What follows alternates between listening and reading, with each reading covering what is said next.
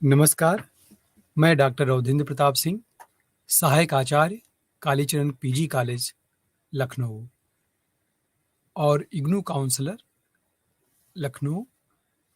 प्रिय विद्यार्थियों, जैसा कि पिछले व्याख्यान में हमने BHDLA 138 के अंतर्गत निबंध, कहानी, व्यंग्य लेखन इत्यादि विधाओं पर विस्तार से चर्चा की।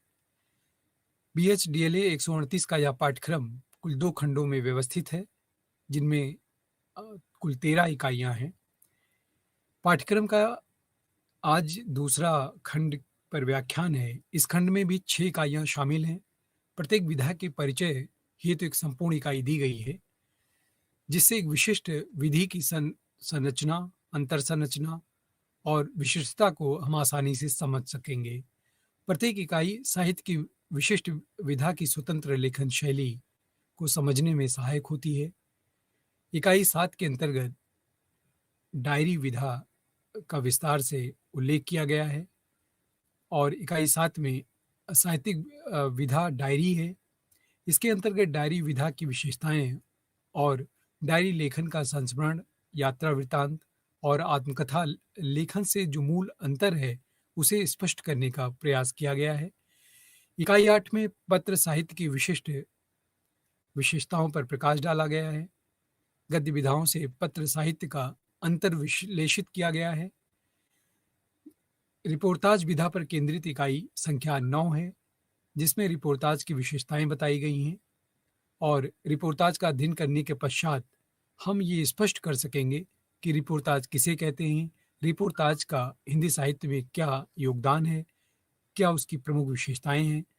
इससे निश्चित रूप से हमें एक स्पष्ट दृष्टिकोण प्राप्त होगा।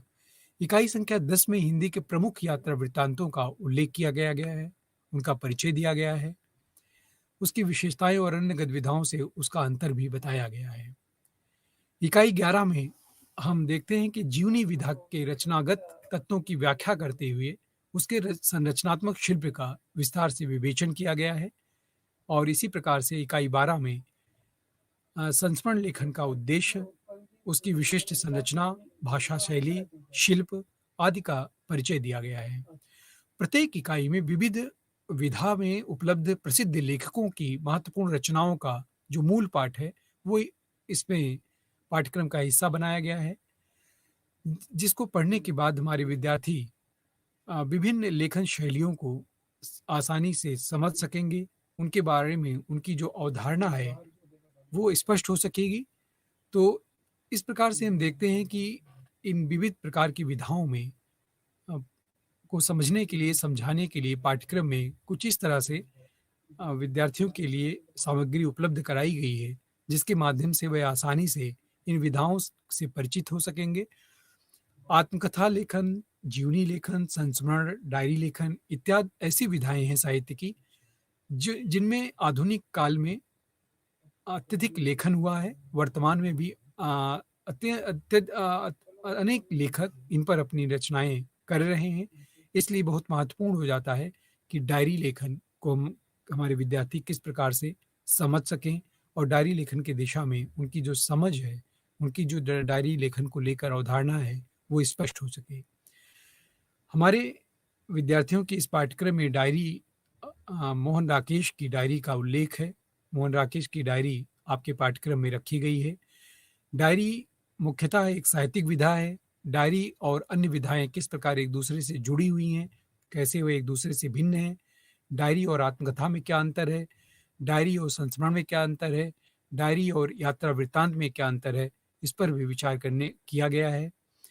मोहन राकेश की डायरी का पाठ दिया गया है, डायरी का सार बताने का प्रयत्न किया गया है और इसी के साथ साथ डायरी की जो प्रमुख विशेषताएं हैं उसका उल्लेख किया गया है। फिर भाषा शैली डायरी की किस रूप में होनी चाहिए, क्या एक डायरी के लिए अधिक प्रभावी हो सकती है, इत्यादि बातों पर विस्तार से विचार किया गया है। डायरी नामक साहित्यिक विधा की विशेषताएं हम डायरी के इस व्याख्यान को सुनकर जान सकेंगे। डायरी और संस्मरण, डायरी और यात्रा वृत्तांत, डायरी और आत्मकथा का जो मूल अंतर है विद्यार्थियों, उसे आप आसानी से समझ सकेंगे। राकेश की डायरी की विषय वस्तु एवं भाषा शैली की जो विशेषताएँ हैं, वो स्पष्ट हो जाएँगी इनकी डायरी पर विचार करने पर, इनकी डायरी को पढ़ने पर। पहले खंड में हमने देखा कि साहित्य की विविध विधाओं का अध्ययन किया गया। इस खंड में हम कुछ और साहित्यिक विधाओं का अध्ययन कर सकेंगे। पहली इकाई और पाठ्यक्रम की जो 7वीं इकाई है, उसमें डायरी विधा का अध्ययन रखा गया है। इसके लिए हमने मोहन राकेश की जो डायरी है, वो अ, उसको हमारे विद्यार्थियों को विस्तार से पढ़ना पड़ेगा और उसके कुछ अंश हैं, जो हमारे लिए काफ़ी उपयोगी हो सकती है। और हम देखते हैं कि कहानियाँ, उपन्यास, नाटक कई दृष्टियों से महत्वपूर्ण हैं। हमने देखा कि अंधेरे बंद कमरे उपन्यास की गणना श्रेष्ठ उपन्यासों में की जाती है। वैसे मोहन राकेश द्वारा लिखी गई डायरी उनकी असामयिक मृत्यु के बाद प्रकाशित हुई। उनके जीवन काल में उनकी यह डायरी प्रकाशित नहीं हुई थी। इस डायरी को पढ़ने से मोहन राकेश के व्यक्तित्व के कई अनजाने पहलुओं से विद्यार्थी परिचित हो सकेंगे।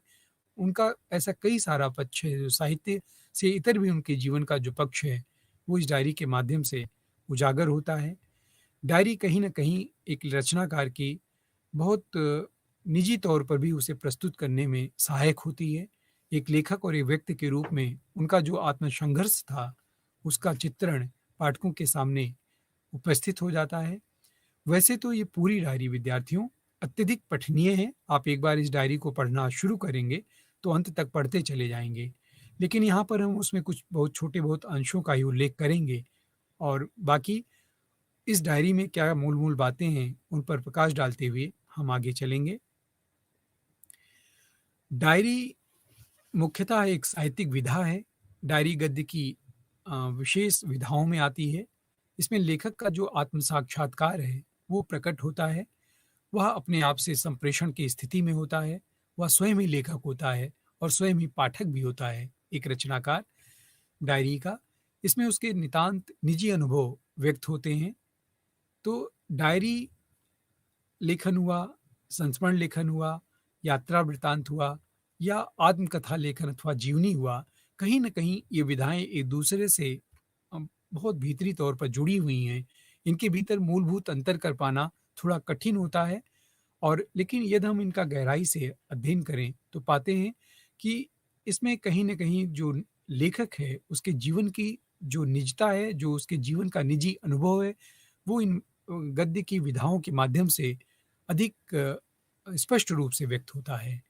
हालाँकि एक रचनाकार अन्यान्य विधाओं में अपनी रचनाएँ करता है, चाहे वो उपन्यास हो, कहानी हो, एकांकी हो, निबंध हो, उसमें कहीं न कहीं वो बंद करके लेखन करने करने के लिए प्रतिबद्ध होता है। लेकिन जब वो डायरी लिख रहा होता है, जब वो अपनी आत्मकथा लिखता है या उसके विषय में कोई जीवनी लिख रहा होता है या रचनाकार स्वयं भी यदि अपने जीवन के विषय में कुछ उल्लेख करते हुए जीवनी का एक स्वरूप उसे अपनी रचना को प्रदान करता है, तो उसमें उसकी निजता अधिक स्पष्ट रूप से पाठकों के सामने आती है। आधुनिक काल में गद्य की अनेक विधाओं का जन्म और विकास हुआ है। इन विधाओं को हम 2 भागों में बाँटकर समझ सकते हैं विद्यार्थियों। कथात्मक गद्य विधाएँ और कथेतर गद्य विधाएँ। कहानी, उपन्यास, नाटक और कथात्मक गद्य विधाओं के अंतर्गत हम इनका अध्ययन कर सकते हैं। इनके मूल में एक कथानक होती है। पूरी विधा उस कथानक के इर्द-गिर्द घूमती है। आम तौर पर ये विधाएँ कल्पना से निर्मित होती हैं। इन्हीं के सहारे लेखक अपनी रचना को, अपने विचारों को इनमें व्यक्त करता चलता है। लेखक अपने अनुभव संसार में रहते हुए इनकी कल्पना करता है, उसी के सहारे वह लिखने का प्रयत्न करता है। आधुनिक काल में कुछ ऐसी गद्य विधाएँ विकसित हुई हैं, जिनमें हम देखते हैं कि रचना का जो मूल आधार है, वो कल्पना नहीं है, वरन वास्तविक अनुभव होता है। लेखक वास्तविक तथ्यात्मक घटना का वर्णन अपनी रचना में करता है, तब भी इसमें साहित्यिक सौंदर्य अभिव्यक्त हो जाता है। डायरी, पत्रलेखन, संस्मरण, यात्रा वृत्तांत, आत्मकथा, जीवनी, रिपोर्टाज आज विधाएँ कथेतर गद्य विधाओं के अंतर्गत आती हैं। इनमें वर्णित जो घटनाएँ हैं, लेखक की कल्पना की उपज नहीं होती हैं, वरन उनके जीवन के समुचित घटित हुई होती हैं, तब भी उनमें साहित्यिक सौंदर्य अत्यधिक प्रखर रूप में व्यक्त होता है। डायरी कोई भी लिख सकता है। डायरी लिखने का आशय है कि अपने रोज़मर्रा के अनुभवों को किस प्रकार से लिपिबद्ध करके वो अपनी अपनी दिनचर्या को उसमें व्यक्त करे। डायरी को रोज़ाना मचा भी कहा जा सकता है, जिसका मतलब है रोज़ यानी प्रत्येक दिन की घटनाओं का लेखा-जोखा एक रचनाकार अपनी डायरी में कर सकता है। लेकिन ये कोई अनिवार्य शर्त नहीं है कि व्यक्ति रोज़ाना डायरी लिखे। इसमें दिनों, सप्ताहों या कई महीनों के अंतराल के बाद भी वो अपनी डायरी में अपने इन बीते हुए समयों को समूहता है, उसमें व्यक्त करता है। डायरी व्यक्ति प्रकाशन के लिए नहीं लिखता है, बल्कि ये उसकी एक निजी इच्छा होती है कि वो अपने विचारों को, अपनी दिनचर्या को, अपने शब्दों के माध्यम से अपनी डायरी में व्यक्त करे, ताकि उन्हें दोबारा पढ़ कर के वो उसके साथ एक तादात्म्य स्थापित कर सके और अपने जीवन को कुछ इस तरह से तमाम तरह की उलझनों, समस्याओं या संघर्षों से किस प्रकार से वो उन परिस्थितियों में रहते हुए उसने निजात पाई, कैसे उससे उभरा वो, कैसे उनसे जूझ करके एक समाधान तक पहुँचा। इससे एक रचनाकार को एक पाठक के रूप में भी अपनी ही डायरी से प्रेरणा मिलती है। तो इसलिए डायरी कहीं न कहीं से लेखक के लिए भी उतनी ही महत्व की वस्तु है, जितना किसी पाठक के लिए वो प्रेरणादायक हो सकती है। क्योंकि अपनी ही डायरी लेखक, कोई भी लेखक जब एक लंबे कालखंड के अंतराल के बाद पढ़ता है, तो उसे स्वयं ही उसकी डायरी प्रेरणा देती है, प्रेरित करती है और उसे कहीं न कहीं जीवंतता प्रदान करती है।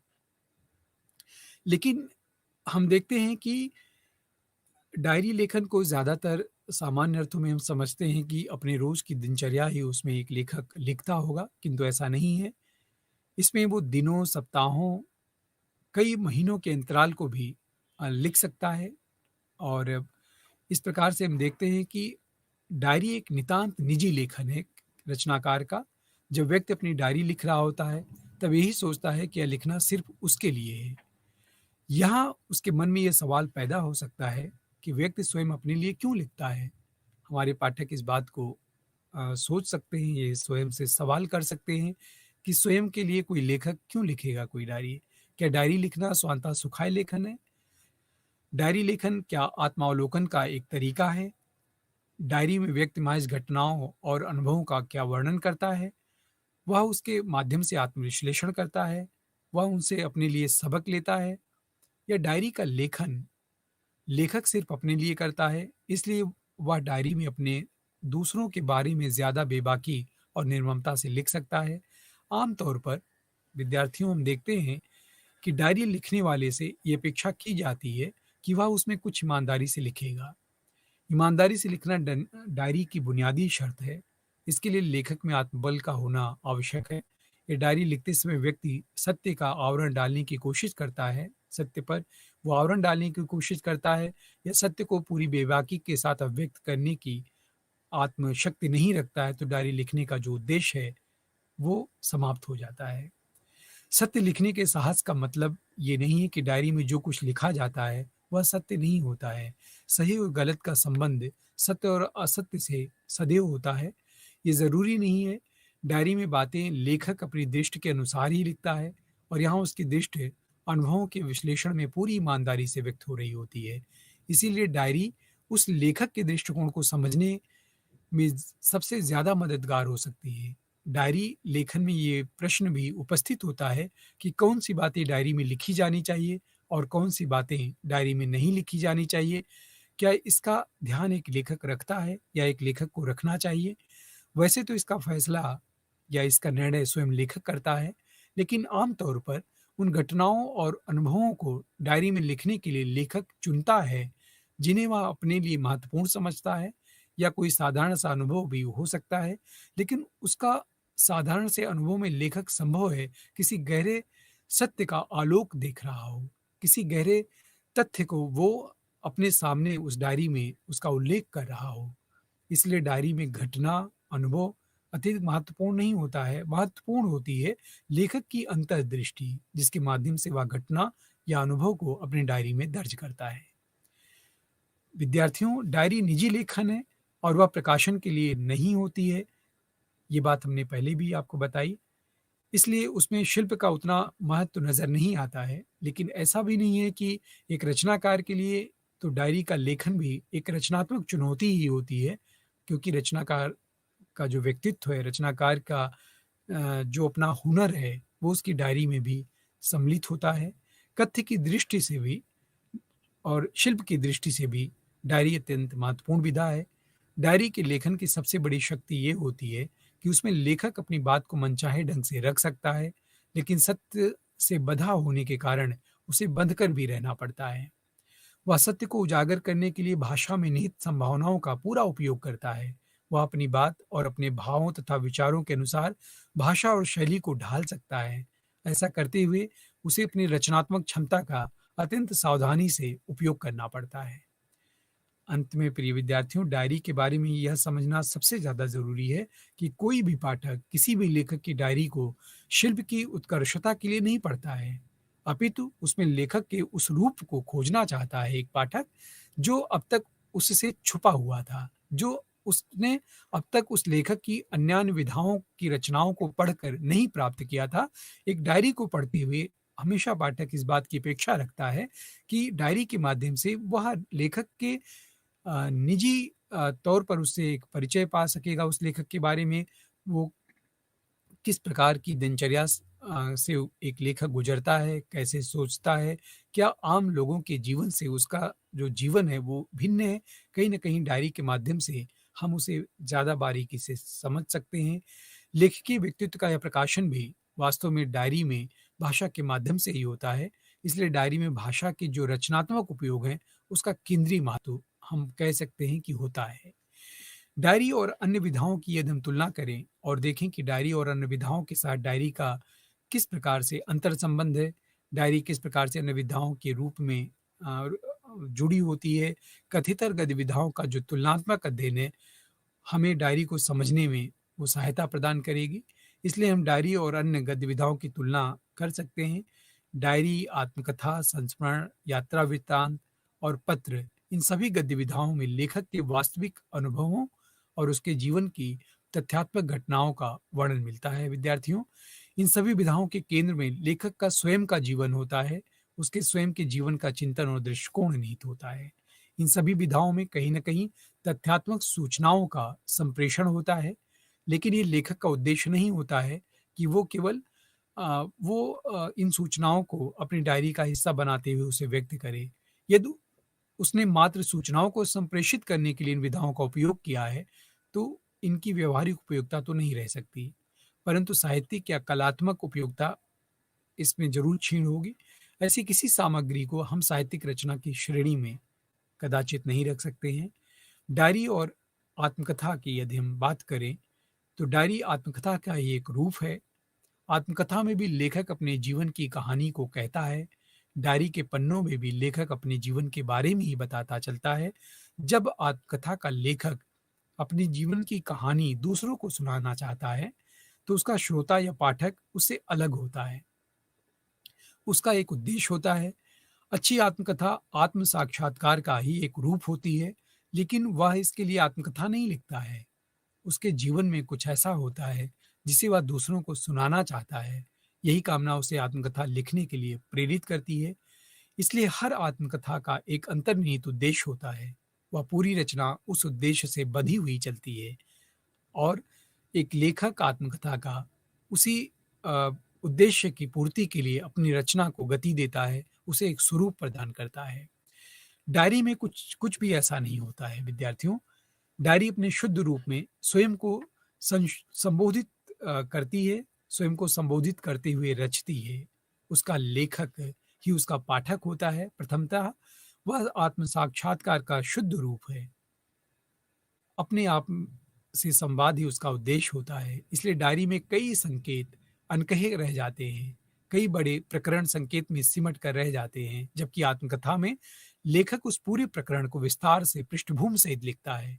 आत्मकथा प्रकाशित होने के लिए ही लिखी जाती है, जबकि डायरी प्रकाशित होने के लिए कोई भी रचनाकार नहीं लिखता है। इसलिए आत्मकथा में लेखक तथ्यों और घटनाओं को जोड़-तोड़, मरोड़ कर अपने हित में या अपनी दृष्टि से भी प्रस्तुत कर सकता है। उसे आत्म औचित्य की स्थापना की भी चिंता होती है। डायरी लेखक के सामने ये मजबूरी नहीं होती है, क्योंकि डायरी हमने बताया कि वो उसके निजी जीवन के अनुभवों को व्यक्त करती है। डायरी कभी भी सामान्यतः कोई लेखक प्रकाशित होने के लिए नहीं लिखता है। वो अपने निजी अनुभवों को अपने एक दोस्त से जैसे कोई व्यक्ति साझा करता है, वैसे ही एक डायरीकार, एक डायरी लेखक अपने अनुभवों को अपनी डायरी के माध्यम से उससे गुफ्तगू करता है, उससे साझा करता है। तो कहीं न कहीं जो डायरी विधा है, वो आत्मकथा की विधा से बहुत निजी तौर पर लेखक से जुड़ी हुई विधा होती है और जिसके नाते से एक लेखक, एक रचनाकार अ, इनमें अपने आप को व्यक्त करता है। इसलिए वह अपनी तरफ से उसमें कोई सत्य तथ्य प्रकट नहीं कर सकता। वह अपनी गलतियों, कमजोरियों को स्वीकार करना करता चलता है। आत्मकथा लेखक अपनी गलतियों के लिए कुछ बाह्य कारण ढूँढकर उन्हें मानवीय कमजोरी के रूप में प्रस्तुत करके पाठक की सहानुभूति भी प्राप्त करना चाहता है। आत्मकथा का लेखक वस्तुतः अपनी पैरवी करता है। डायरी का लेखक अपने आप से ज़िरह करता है। वह स्वयं के विरुद्ध निर्णय भी लेता है। डायरी लेखक उसी समय या उसी दिन या उसी घटना की लेखा-जोखी डायरी में करता है। इसलिए डायरी की जो विषय वस्तु है, एक दिन की होती है। जबकि आत्मकथा का जो लेखक है, वो अपने संपूर्ण जीवन का पुनरावलोकन करता है। आत्मकथा का निर्णय लगभग मंजिल के पास पहुँचने पर किया जाता है। जीवन के किसी निर्णायक मोड़ पर पहुँचने के बाद उसमें आत्मा आत्माव्यक्त की भावना का उदय होता है। जीवन के अनुभवों के बारे में लेखक की एक स्पष्ट राय बन जाती है। वह जब पीछे मुड़कर अपने जीवन को देखता है, तो उसका सारा जीवन स्मृति के रूप में उसके सामने आ जाता है, जिसे व्यक्त करने की या बहुतायत लोगों तक पहुँचाने की एक छटपटाहट वो अपने भीतर महसूस करता है और फिर वो आत्मकथा लेखन की ओर उन्मुख होता है। इसलिए आत्मकथा स्मृति पर निर्भर रचना होती है। कहीं न कहीं वो पूर्णतः स्मृति आधारित होने के कारण अनेक तथ्य और घटनाएँ विस्मृत में चली जाती हैं, जिन्हें लेखक चाह कर भी उसे स्मृति का स्वरूप नहीं दे पाता है। स्वयं के अंतराल में कुछ बातों को मानव स्वभावतः भूल जाता है, कुछ बातें हमें महत्वहीन लगने लगती हैं, वह सब चीज़ें आत्मकथा में छूट जाती हैं। क्योंकि एक समय विशेष में जो बातें बहुत महत्व रखती हैं, एक लंबे अंतराल के बाद उन बातों का महत्व जीवन में नहीं रह जाता है। आत्मकथा लेखक के सामने भी इस तरह की चुनौतियाँ होती हैं, जिन्हें लेखक चाह कर के भी अपनी रचना का हिस्सा नहीं बना पाता है।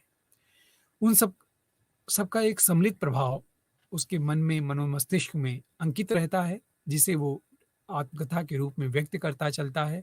उस प्रभाव के माध्यम से लेखक उन महत्वपूर्ण क्षणों को पुनर्रचना करने की कोशिश करता है। जिस क्षण हम उन अनुभवों से गुज़र रहे होते हैं, उस क्षण हम क्या सोच रहे होते हैं, यह डायरी का कथ्य है, ना कि आत्मकथा का कथ्य है। डायरी में वस्तुतः देखा जाए तो जो भी रचनाकार लिखता है, वो वास्तविकता के अधिक निकट होता है। कहीं न कहीं उसकी संवेदनाएँ भी उसमें अधिक प्रखर रूप में व्यक्त होती है या बहुत स्वाभाविक रूप में व्यक्त होती है। जबकि एक लंबे कालखंड के अंतराल के फलस्वरूप आत्मकथा लेखन में वो बातें उस रूप में, उस जीवंत रूप में या उस प्रखर रूप में नहीं आ पाती हैं। हालाँकि रचनाकार अपने कौशल और प्रतिभा के बल पर उसमें डायरी की भी के बराबर या समतुल्य जीवंतता ला देता है या उसी प्रकार की संवेदना उसमें उत्पन्न करने की क्षमता वो रखता हो, ये एक अलग बात है। लेकिन डायरी लेखन में जो बातें स्वाभाविक रूप में आ जाती हैं और वहीं पर वही बातें उसी रूप में लिखने के लिए आत्मकथाकार को अपने आत्मकौशल, लेखन कौशल का प्रयोग उसमें करना पड़ता है। तो यह आत्मकथा का कथ्य है। डायरी में तात्कालिक प्रतिक्रिया होती है। ऐसी बातें हो सकती हैं जिन्हें आगे चलकर स्वयं लेखक ही नकार दे, किंतु डायरी लेखन में वो बातें उस समय एक लेखक लिख लेता है। डायरी के लेखन में वास्तव में निरंतरता होती है। इस निरंतरता के कारण डायरी के कथ्य में अंतर्विरोध भी हो सकता है। डायरी लेखन के दौरान लेखक विकसित होता रहता है, उसके विचार विकसित होते रहते हैं। वह पुराने विचारों को त्याग कर नए विचार ग्रहण करता है। ये वैचारिक यात्रा लेखक को समझने में वास्तव में सहायक होती है। आत्मकथा में जो लेखक अपने अंतिम निष्कर्ष देता है, वह उसके प्रतिनिधि विचार होते हैं। इसलिए डायरी में व्यक्त विचारों को हम लेखक की अंतिम प्रामाणिक या प्रतिनिधि राय नहीं मान सकते हैं, क्योंकि एक समय विशेष में जो बातें मन में आती हैं, डायरी का लेखक उन बातों को ज्यों का त्यों अपनी डायरी में लिख देता है। लेकिन साल, 2 साल या एक लंबे अंतराल के बाद स्वयं लेखक ही उन विचारों से, उन बातों से इत्तेफ़ाक नहीं रखता है। उन विचारों के साथ स्वयं को भी खड़ा होता नहीं पाता है। इसलिए कहीं न कहीं जो डायरी है, वो रचनाकार के विकास के रूप में हमारे सामने एक रचना बन कर के आती है, जिसमें ये संभावना बराबर रहती है कि इसमें व्यक्त जो विचार हैं, वो तात्कालिक रूप में लेखक के स्वभाव और विचार और उसके दृष्टिकोण को व्यक्त करते हैं उस समय विशेष या कालखंड विशेष के, जबकि आत्मकथा इससे भिन्न रूप में हमारे सामने आती है। यदि हम डायरी लेखन और संस्मरण की बात करें विद्यार्थियों, तो जब कोई व्यक्ति किसी दूसरे व्यक्ति के बारे में किसी तीसरे व्यक्ति को कुछ बताना चाहता है, तब वह सीधे अर्थों में हम कहें कि लेखन की संस्मरण की विधा को अपनाता है। डायरी लेखन और पाठ और पाठक एक ही व्यक्ति होता है। जो डायरी का लेखक होता है और उसका जो पाठक होता है प्रारंभिक, वो एक ही व्यक्ति होता है कि क्योंकि जो डायरी लेखक लिख रहा होता है, वो उसे कोई किसी पुस्तक के रूप में रचने का प्रयास नहीं करता है, अपितु वो अपने जीवन को अपने से ही साझा करता है। जबकि संस्मरण लेखक की विधा को अपनाता है। जब कोई संस्मरण को अपनाता है लिखने में, डायरी तो वो उससे भिन्न होता है, वह अपने लिए ही लिखता है। वहीं पर लेकिन संस्मरण में कोई पाठक होता है, वो किसी पाठक के को दृष्टि में लिख कर के ही संस्मरण लिखा जाता है। ऐसे में हम देखते हैं कि लेखक अपने से इतर किसी अन्य व्यक्ति को कुछ कहना चाहता है। इस स्तर पर संस्मरण आत्मकथा के अधिक करीब होता है। संस्मरण का जो उद्देश्य होता है, वो प्रायः सामाजिक दृष्टिकोण से महत्वपूर्ण व्यक्ति के बारे में कुछ नई बातें बताने का होता है। संस्मरण का जो नायक है या जो उसकी विषय वस्तु है संस्मरण की, वो सामाजिक दृष्टि से अधिक महत्वपूर्ण या लोकप्रिय व्यक्ति केंद्रित होती है। आमतौर पर हम देखते हैं कि अति सामान्य व्यक्ति का संस्मरण प्रायः नहीं लिखा जाता है, लेकिन ऐसा अनिवार्य भी नहीं है। एक लेखक किसी पर भी संस्मरण लिख सकता है। किंतु प्रायः वो कहीं न कहीं किसी विशिष्ट व्यक्ति पर ही संस्मरण लिखा जाता है। पंडित जवाहरलाल नेहरू जी, प्रेमचंद, अल्बर्ट आइंस्टीन, बिरजू महाराज जैसे लोगों पर अनेक संस्मरण लिखे गए हैं हमारे साहित्य में। पाठक इनको जानता है, वह इनके बारे में और भी बहुत सारी बातें जानना चाहता है, इसलिए वो संस्मरण का अध्ययन करता है। इसलिए एक सामान्य आदमी भी इसके बारे में अपने संस्मरण सुना सकता है। संस्मरण में लेखक संस्मरण जिस व्यक्ति के बारे में है और पाठक ये 3 बिंदु होते हैं। डायरी में लेखक ही पाठक होता है। लेखक अपने बारे में भी डायरी लिख सकता है। इस तरह ये संभव है कि डायरी का विषय भी लेखक स्वयं हो सकता है। पाठक और लेखक तो वह होता ही है। प्रिय विद्यार्थियों, संस्मरण में लेखक से इतर किसी व्यक्ति अथवा नायक का होना आवश्यक है। सिर्फ अपने बारे में कही गई बातें संस्मरण की श्रेणी में नहीं आती हैं।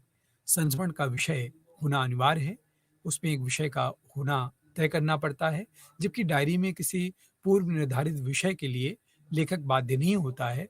उसमें कहीं न कहीं वो अपने जीवन की दिनचर्या को ही व्यक्त करने के लिए प्रतिबद्ध होता है। संस्मरण में भी आत्माव्यक्त की संभावना अधिक होती है।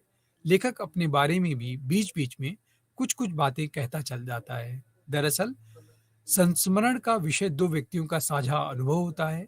लेखक और विषय जिस बिंदु पर आकर मिलते हैं, उसका वर्णन संस्मरण का कथ्य होता है। लेखक अपने बारे में जो कुछ भी कहता है, उसका संबंध प्रस्तुत व्यक्ति से कुछ न कुछ होता ही है। इसी तरह प्रस्तुत व्यक्ति का कुछ न कुछ संबंध लेखक से होना चाहिए। जिस व्यक्ति को हम नहीं जानते हैं, उसका संस्मरण लिखने का हम जोखिम नहीं उठा सकते हैं, ना हमें अधिकार होता है। इसी तरह उस व्यक्ति के बारे में अ, हम वही बातें लिख सकते हैं जिन जिन जितना कुछ हम उसके बारे में स्वयं जानते हों, देखते हों, महसूस करते हों। हम सुनी-सुनाई बातों पर संस्मरण नहीं लिख सकते हैं। संस्मरण के द्वारा उस व्यक्ति के बारे में अ, अपनी गवाही देते हैं, समाज में पूर्व में प्रचलित बातों को पुष्ट करते हैं। संस्मरण लिख सकते हैं, उस व्यक्ति के बारे में भी हम नई बातें कह सकते हैं। तो ऐसे में एक संस्मरण लिखने के लिए सबसे पहले उस विषय वस्तु के बारे में स्वयं का साक्षात्कार होना अति आवश्यक है। डायरी अ, हम में से कोई भी लिख सकता है। इसी तरह आपके संस्करण भी आप ही लिख सकते हैं, कोई दूसरा नहीं लिख सकता है। निजता संस्करण और डायरी की भी अपनी विशेषता है। संस्मरण में आप कोई गोपनीय रहस्य उद्घाटित करें, ऐसा आवश्यक नहीं है। संस्मरण प्रकाशन के लिए लिखा जाता है। इसलिए उसमें लेखक आत्म-औचित्य पर ध्यान रख सकता है। किसी मार्मिक प्रकरण में वह अपनी भूमिका की सफाई दे सकता है। इस दृष्टि से संस्मरण डायरी से दूर आत्मकथा के बहुत करीब होता है। संस्मरण भी आत्मकथा की तरह स्मृति से लिखा जाता है। इसमें भी कुछ बातें छूट जाती हैं, कुछ बातों को गैर ज़रूरी मानकर लेखक उन्हें स्वयं छोड़ देता है। प्रासंगिक दृष्टि से मूल्यवान बातों को भी वह इसमें कहता चलता है, इसलिए उसमें भी अतीत और वर्तमान दोनों कालखंडों को वो उपस्थित करता है अपने लेखन के माध्यम से। लेखक नए जीवन के आलोक में प्राचीन घटनाओं का पुनः संस्मरण करता है, तभी तो वह स्मरण है। इसके लिए वह डायरी का सहारा ले सकता है, परंतु उसका कथ्य डायरी से अलग हट जाता है। डायरी का जो लेखक है, लेखक भी है और अपनी डायरी में संस्मरण का उपयोग भी कर सकता है, परंतु उसके कथ्य का उद्देश्य थोड़ा भिन्न होता है। कहने का आशय यह हुआ कि जो डायरी लेखककार है, वो आत्मकथा लिखते समय अपनी डायरी में आत्मकथा डायरी के कुछ अंशों का सहारा वो अपनी आत्मकथा लेखन में ले सकता है। किंतु डायरी लिखने के लिए उसे किसी प्रकार की सामग्री की आवश्यकता नहीं है, क्योंकि ये वो उसके जीवन में प्रतिदिन घटित होने वाली घटनाओं पर अधिक केंद्रित होती है, या उसकी दिनचर्या हुई, उसके जीवन अ, यापन की का जो तरीका है, या रोज़मर्रा की ज़िंदगी में वो किस प्रकार की समस्याओं से, चुनौतियों से, संघर्षों से अपने जीवन को आगे ले चलता है, उनसे जूझता है, कैसे वह उनका समाधान पाता है।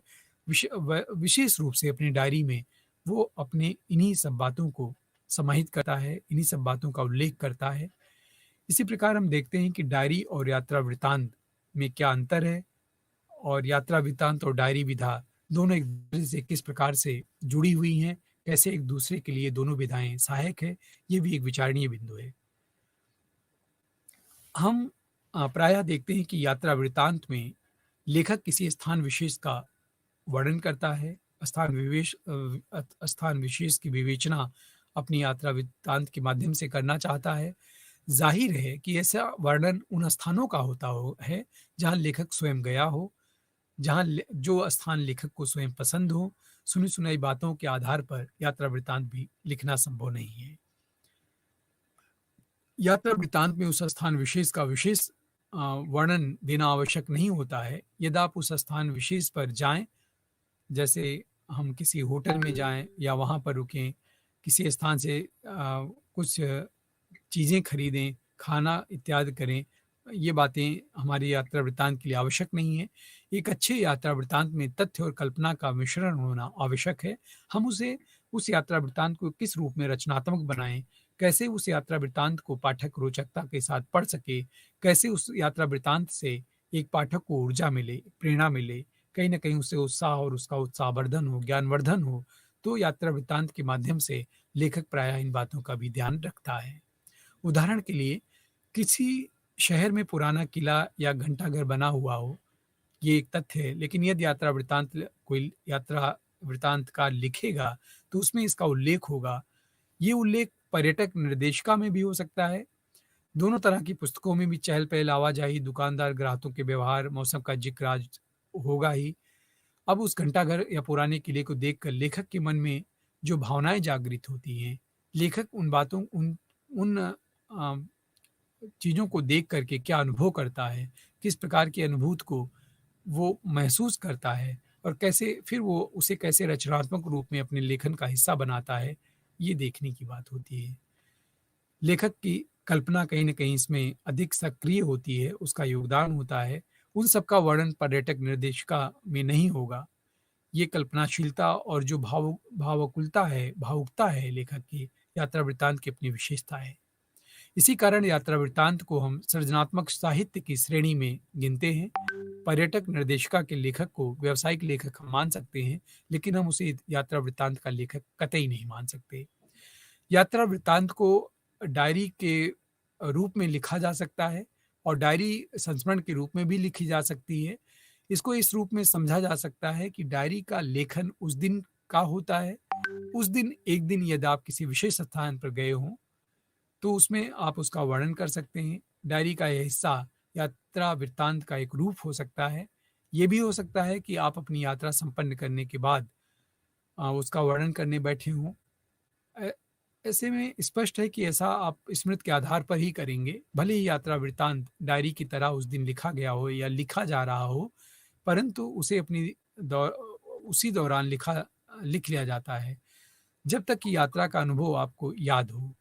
इसीलिए यात्रा के 10-15 दिनों के भीतर उसे लिख लिया जाना आवश्यक होता है। इस तरह यह सजीव स्मृति का लेखन होता है। यात्रा वृत्तांत का एक लक्ष्यीभूत पाठक होता है। ये पाठक डायरी के पाठक से थोड़ा भिन्न होता है। जहाँ रचना किसी व्यक्ति को संबोधित होती है, वहाँ लेखक में औपचारिकता आ जाती है। आप ठीक से वाक्य बनाते हैं, पूरी बात भूमिका के रूप में लिखते हैं, अस्पष्टता अस्पष्टता से वो यात्रा वृत्तांत का लेखक बचता है, प्रत्येक संकेत को समझने की कोशिश करता है या लिखते हुए संप्रेषण के नियमों को ध्यान में रखता है। ये रचना कौशल डायरी से उसको अलग करती है। यात्रा वृत्तांत का कोई न कोई उद्देश्य अवश्य होता है। आमतौर पर किसी स्थान विशेष के सौंदर्य से या वहाँ की सामाजिक सांस्कृतिक जिंदगी से प्रेरित होकर ही लेखक यात्रा करता है, यात्रा के लिए प्रेरित होता है और उस स्थान विशेष की यात्रा करके एक नए अनुभव से गुजरता है। उसके भीतर कुछ ऐसी भावनाएं उत्पन्न होती हैं या उसे प्रेरित करती हैं ताकि वो यात्रा वृत्तांत लिखने के लिए बाध्य होता दिखता है। इसी प्रकार से आमतौर पर हम देखते हैं कि किसी स्थान विशेष के सौंदर्य से या वहाँ की सामाजिक सांस्कृतिक जिंदगी से प्रेरित होकर लेखक यदि किसी स्थान विशेष की यात्रा करता है, तो वो चाहता है कि पाठक भी उस अनुभव को अ, अनुभव करें। तो इसी कारण लेखक कहीं न कहीं उन अनुभवों को पाठकों के साथ साझा करना चाहता है। उसकी भीतरी आकांक्षा होती है कि उस स्थान विशेष पर वो जाए, उसे उस लेखक की दृष्टि से भी एक बार देखे, वह पाठक के साथ संप्रेषण की इस स्थिति में आना चाहता है। हिंदी में अज्ञेय और निर्मल वर्मा ने बहुत उत्कृष्ट यात्रा वृत्तांत लिखे हैं। ज और इन यात्रा वृत्तांतों को यदि विद्यार्थी पढ़ते हैं तो उनको यात्रा वृत्तांत के विषय में और अधिक स्पष्टता मिलेगी। तो इसलिए हमें यात्रा वृत्तांत को पढ़ कर के ही उनके बारे में समझा जा सकता है।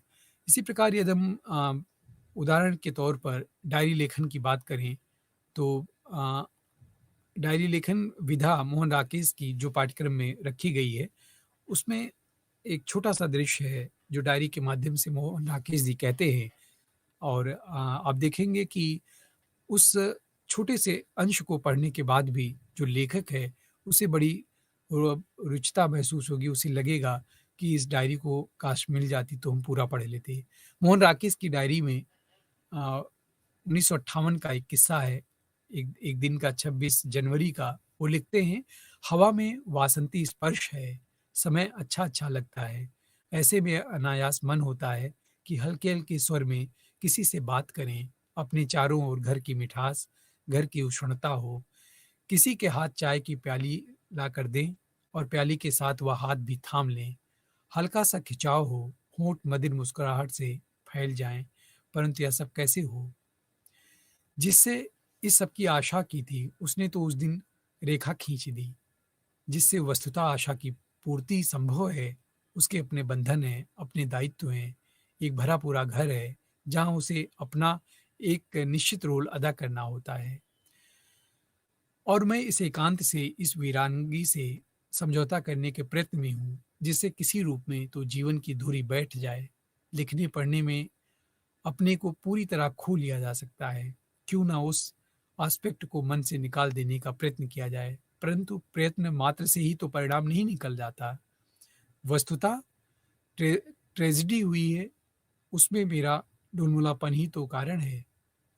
तो इस प्रकार से हम देखते हैं कि मोहन राकेश जी इस डायरी में कितनी निजी बातों को, अपनी मन की उस वास्तविक व्यथा को व्यक्त करते हैं इन डायरी के पन्नों में। उन्होंने कभी सोचा नहीं होगा कि उनके डायरी का यह पन्ना एक साहित्यिक विधा के रूप में हमारे पाठक भी पढ़ने के रूप पढ़ेंगे इन्हें और आज हम जब इसे पढ़ रहे हैं तो ये आसानी से जान सकते हैं कि मोहन राकेश की 26 जनवरी सन 1958 के दिन उनकी क्या मनःस्थिति थी, उनके मन में क्या बातें चल रही थीं, किन कारणों से चल रही थीं और क्या लेखक भी एक सामान्य व्यक्ति की तरह कहीं न कहीं संबंधों के, रिश्तों की तुरपाई में उलझा हुआ था और उसे लेकर के वो तरह-तरह के विचार अपने मन में अ, पनपते हुए देख रहा है, उसे व्यक्त कर रहा है।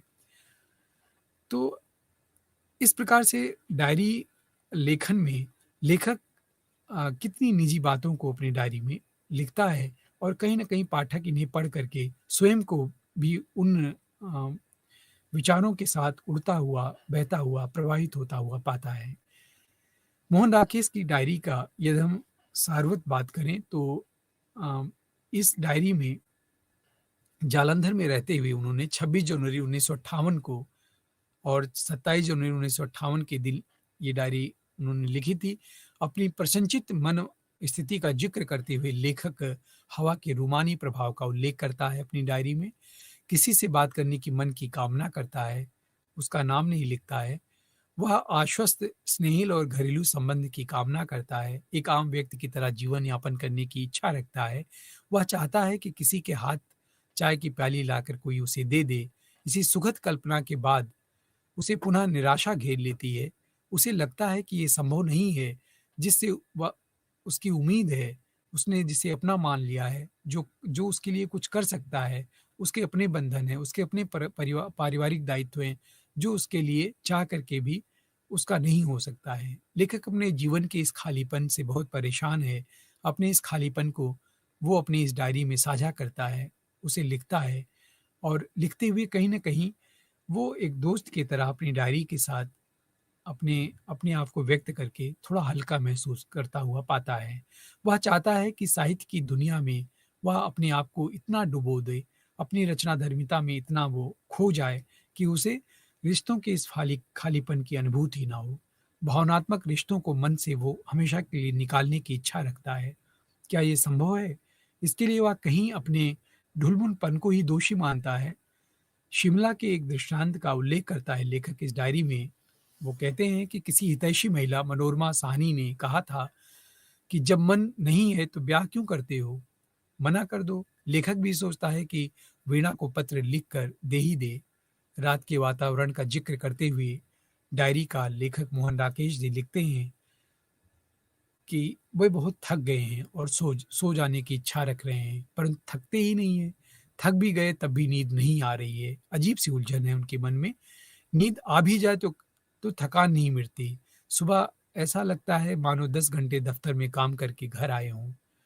अगले दिन 27 जनवरी 1958 की डायरी में लेखक ने वीणा को पत्र लिखा और उस पत्र का अ, उद्धरण उद्धृत करते हुए लिखा है कि वीणा के पत्र का जवाब देते हुए मोहन राकेश जी लिखते हैं, सारे शहर में कोई जी भरकर बात करने के लिए व्यक्ति नहीं मिला।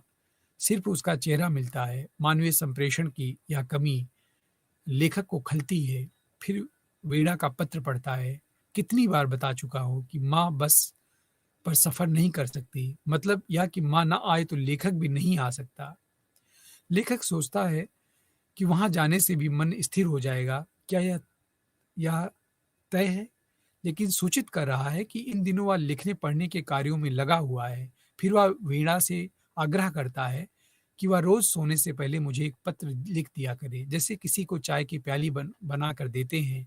काम असंभव तो नहीं है, परंतु कठिन भी है। मोहन राकेश यहाँ फिर डायरी लिखने की प्रेरणा का उल्लेख करते हुए कहते हैं, बहुत कुछ ऐसा भी संप्रेषण होता है, जिसे बात के रूप में देखें तो कुछ भी नहीं होता, पर होता वह बहुत कुछ है। लेखक सोने से पहले उमड़ने वाले उस कुछ को संप्रेषित करने के लिए व्याकुल होता है। उस कुछ की अभिव्यक्ति का एक रूप यह डायरी है। लेखक अपने आप को अभिव्यक्त करते हुए आगे कहता है कि उसमें धैर्य नहीं है, वह प्रतीक्षा नहीं कर सकता है किसी का। जो होना है वह हो जाए, मौसम बदलना है तो तुरंत बदल जाए, परंतु ऐसा होता कहाँ है जीवन में?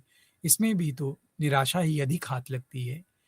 अपने अकेलेपन से मुक्ति पाने के लिए लेखक बार-बार इच्छा रखता है, कामना करता है कि उसके आस-पास जो व्यक्ति हैं, ना सही एक भावना रहे, उनके साथ जुड़ी रहे, उसके रहने का विश्वास रहे, उसे लगता रहे कि वह अभी मेरी ओर देखकर मुस्कुरा देगी।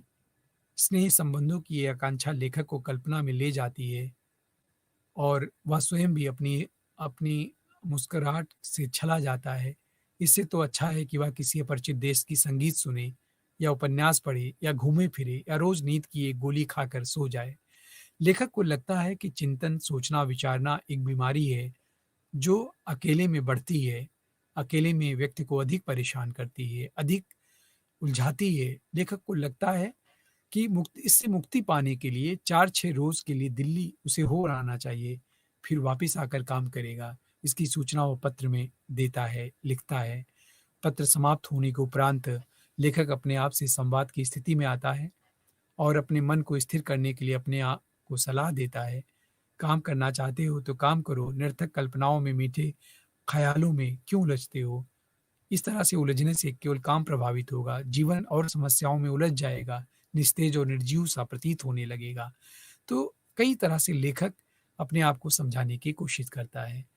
तो इस डायरी के अंश के रूप में, सारांश के रूप में यदि हम मोहन राकेश की डायरी के इस हिस्से की बात करें, तो इसमें एक बहुत सामान्य व्यक्ति की तरह एक बड़ा रचनाकार भी हमारे सामने आता है, जो अपने जीवन के खालीपन से बहुत परेशान है, जो अपने खालीपन को कहीं न कहीं अपनी डायरी के माध्यम से अनवरत व्यक्त करता चलता है, जो एक एक सामान्य परिवार या पारिवारिक रिश्तों में जीवन यापन करने की आकांक्षा रखता है, लेकिन कुछ ऐसी विपरीत परिस्थितियों के चलते वो वैसा जीवन नहीं जी पाता है या उसके नसीब में ऐसा जीवन जीना संभव नहीं दिखता है, जैसा आम लोगों के जीवन में होता है। तो हम देखते हैं विद्यार्थियों की डायरी की जो विशेषताएँ हैं, वो यही है कि लेखक अपने निजी जीवन को व्यक्त करते हुए भी एक जब लेखक अपनी डायरी लिखता है, तो कहीं न कहीं से वो अपने जीवन के उन महत्वपूर्ण अंशों से कुछ ऐसी रचनात्मक बातें एक रचनाकार के तौर पर पाठकों के सामने रख देता है, जिसे पढ़कर पाठक भी प्रेरित और उत्प्रेरित होता है और कहीं न कहीं वो अपने जीवन के इस तरह के निजी संघर्षों से बाहर निकलने का रास्ता खोज लेता है या खोजने की उसको प्रेरणा मिल जाती है।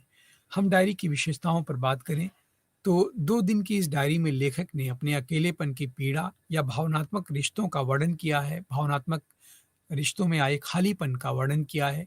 यदि इसे रचना के रूप में देखें, तो हम पाएँगे कि इसमें नितांत तथ्यों का नितांत अभाव है।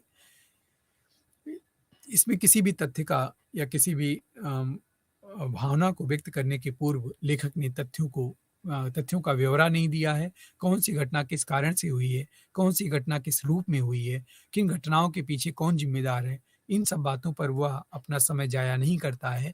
वो केवल अपनी उन काल्पनिक और अ प्रेमिल बातों को बस वो व्यक्त करता चलता है या कहीं न कहीं जीवन के खालीपन की छटपटाहट को अपनी डायरी का हिस्सा बनाता है।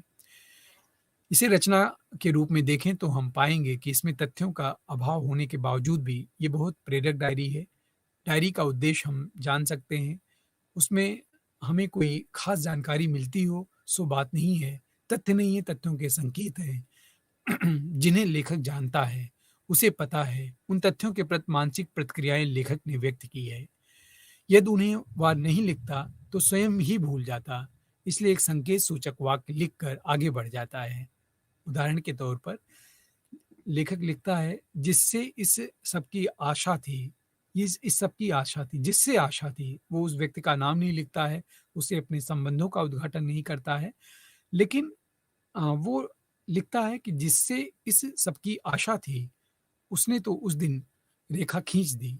इस वाक्य का संपूर्ण अर्थ लेखक जानता है, हम नहीं जानते हैं। लेखक ने हमें इस वाक्य का अर्थ नहीं समझाया है। क्यों? क्योंकि लेखक ने हमारे लिए अर्थात पाठक के लिए इस डायरी को नहीं लिखा है। उसने तो अपने लिए लिखा था और ये संकेत को भी वह कभी नहीं समझ सकता है। ये डायरी के लेखक की अपनी विशेषता है। यदि लेखक संस्मरण, यात्रा वृत्तांत या आत्मकथा लिखता, तो इस प्रकरण का अवश्य उल्लेख करता, इसका विस्तार से ब्यौरा देता। डायरी में वर्णित इन मानसिक प्रतिक्रियाओं के से हमारे सामने लेखक के रूप में एक ऐसे भावुक व्यक्ति की तस्वीर उभर कर सामने आती है, जो रिश्तों की ऊष्मा से जीना चाहता है, रिश्तों पर निर्भर रहना चाहता है, एक सामान्य पारिवारिक जीवन की आकांक्षा रखता है। वह चाहता है किसी का हाथ चाय की प्याली लाकर दे, आत्मीयता की कामना और उसके अभाव की पीड़ा का ऐसा दर्द, जिसे किसी दुनियादार आदमी को नहीं समझाया जा सकता, हम उस लेखक की डायरी को पढ़ते हुए महसूस कर सकते हैं। प्रत्येक पाठक इस डायरी के अंशों से गुजरते हुए ये पाता है कि एक एक बड़ा लेखक भी एक सामान्य, एक मामूली व्यक्ति की तरह उन संवेदनाओं के खालीपन से अ, बहुत ही पीड़ित है। दूसरे लेखक स्वयं भी जानता है कि इस दर्द का इलाज संभव नहीं है, इसे सहना ही पड़ता है। जीवन के प्रत्येक क्षण, प्रत्येक पड़ाव पर फिर काम करे और थक जाए तो सो जाए, परंतु दर्द की सीमा यहाँ तक नहीं है कि नींद आती है, तो थकान दूर नहीं होती। दर्द की दवा की निरर्थकता का एक एहसास ही लेखक को डायरी जैसी निजी और आत्मीय लेखन की ओर प्रेरित करती है।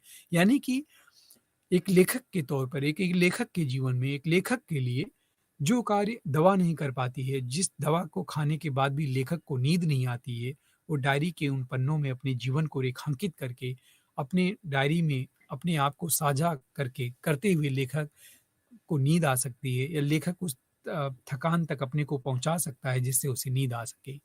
2 दिनों की इस डायरी में निरंतरता है। सातत्य रूप में ये डायरी लिखी गई है। जो दर्द पहले दिन की डायरी में है, दिन वही दर्द दूसरे दिन भी लेखक के भीतर ज़हन में मौजूद है। इस दिन वीणा को पत्र लिखा गया है। इस पत्र में भी वही आत्म साक्षात्कार है। अपना ही उतावलापन है, अस्थिरता है, दिवा स्वप्न है, आकांक्षा है।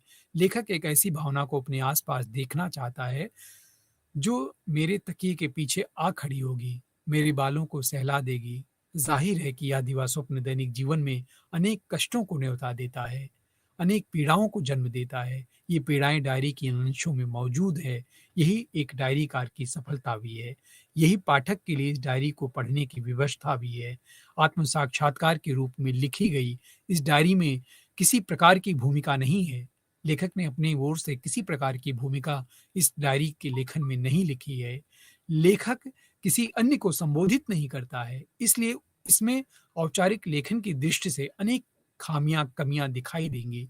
लेकिन उस एक दिन लेखक क्या महसूस करता रहा, इसकी तस्वीर उस दिन डायरी में पूरी तरह से उपलब्ध है, और यही इस डायरी को सबसे सबसे बड़ी महत्वपूर्ण चरण पर पहुँचा देती है। यही इस डायरी की सबसे बड़ी उपलब्धि भी है। इस रूप में या किसी भी डायरी की उपलब्धि हो सकती है, जो पाठकों को सोचने के लिए विवश करे, जो इसे पढ़ने के बाद कहीं न कहीं अपने जीवन के उस खालीपन को भी टटोल सके, महसूस कर सके। और इस रूप में हम देखें तो मोहन राकेश की ये डायरी अत्यंत सफल विधा के रूप में हमारे सामने आती है। डायरी आत्म साक्षात्कार की विधा है, ये मैं पहले ही बता चुका हूँ। इसमें व्यक्ति अपने आप से संवाद करता है। मोहन राकेश की इस डायरी के अंश के 2 दिन की लेखन की मनःस्थिति का बहुत ही सुंदर चित्रण लेखक ने किया है। इस मनःस्थिति का विशेष संदर्भ है। इस संदर्भ का खुलासा डायरी में नहीं है, लेकिन उसके प्रभाव का चित्र अत्यंत प्रभावी रूप में डायरी में अंकित हुआ है। यही डायरी की सफलता है। एक उदाहरण देते हुए मैं इस बात को स्पष्ट करना चाहूँगा। मोहन राकेश जी लिखते हैं अपनी इस डायरी में, "जब भी मन उखड़ने लगता है, चाह होती है वीणा को एक पत्र लिख दें। उसे बुरा लगे या अच्छा लगे, किंतु लिख दें। सच में उसकी आत्मीयता किस तरह छा लेती है। कैसे मानूँ कि वह मेरे लिए पराई है और किसी और के लिए अपनी है।" मोहन राकेश ने अपनी मन की उलझन को भी डायरी में दर्ज किया है। मन में अगर बेचैनी है, मन अगर स्थिर नहीं है, मन यदि उतावला है, तो काम अपने अपने को लगाए रखने में या किसी काम में अपने को लगाए रखना बहुत मुश्किल का काम हो जाता है। काम में मन नहीं लगता, शरीर पर भी उसका अनुकूल असर नहीं होता। वे लिखते हैं आगे इसी क्रम में कि लिख रहे हैं कि किसी तरह थक जाएँ। लेखक इसलिए लिख रहा है कि वो किसी तरह से अपने को लिखते हुए थका ले, जिससे उसे नींद आ जाए। मगर विडंबना ये है कि कितना भी थकने की कोशिश करे, पूरा थकते नहीं, और थक जाते हैं तो नींद नहीं आती है, और नींद आती है तो थकान दूर नहीं होती है। ऐसे सुबह उठते हैं जैसे 10 घंटे दफ्तर में काम करके घर लौटे हों। तो लेखक का रचनाकार अपनी इस रचना में इतनी इतना मशगूल हो जाता है कि उसे और कोई रास्ता नहीं दिखता है।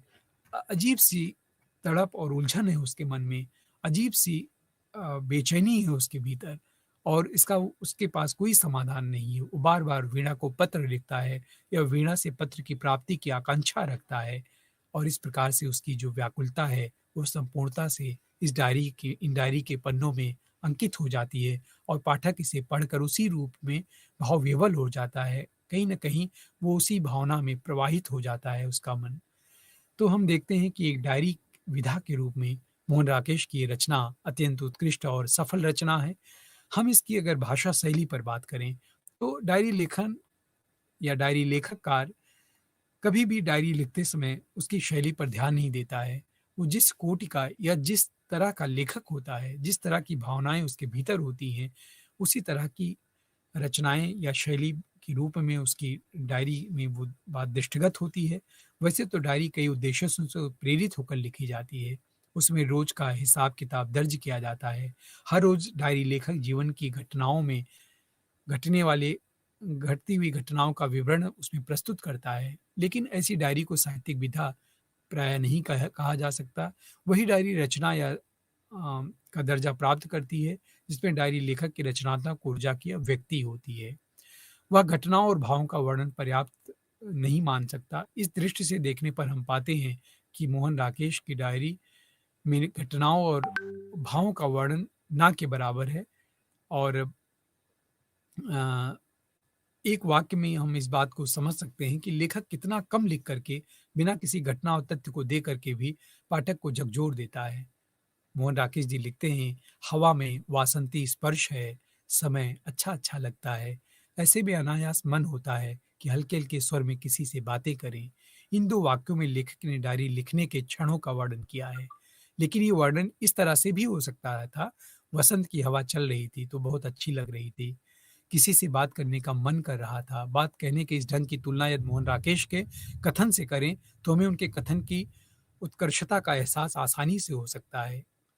तो इस प्रकार से हम देखते हैं कि मोहन राकेश की जो रचनाधर्मिता है वो बड़ी उच्च कोटि की है।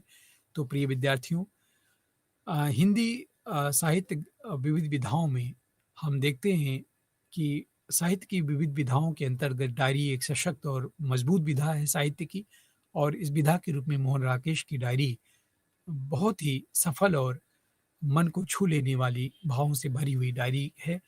तो हमें विश्वास है हमारे विद्यार्थियों को डायरी विधा और गद्य की अन्य विधाओं के साथ किस तरह डायरी विधा का जुड़ाव है, यह अवधारणा स्पष्ट हुई होगी। इसी के साथ मैं अपनी वाणी को विराम देता हूँ और आप सबका बहुत बहुत धन्यवाद। आभार। नमस्कार।